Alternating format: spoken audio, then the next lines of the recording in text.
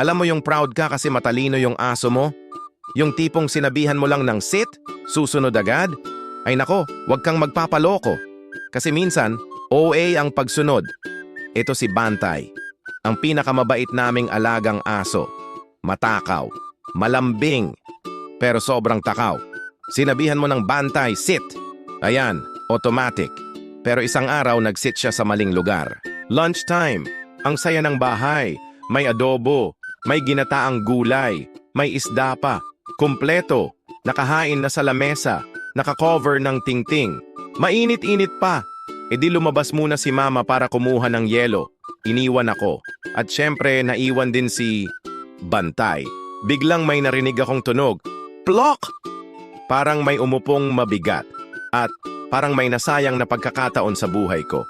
Paglingon ko, si Bantay nakasit sa gitna ng ulam.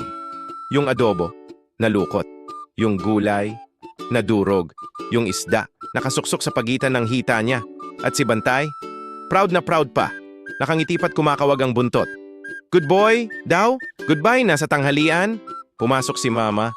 O anak, ready na ba ang... Tahimik siya. Tapos nakita niya si Bantay. Ano yan? Si Bantay bang ulamin natin? Napatahimik buong bahay. Si Bantay lang ang masaya.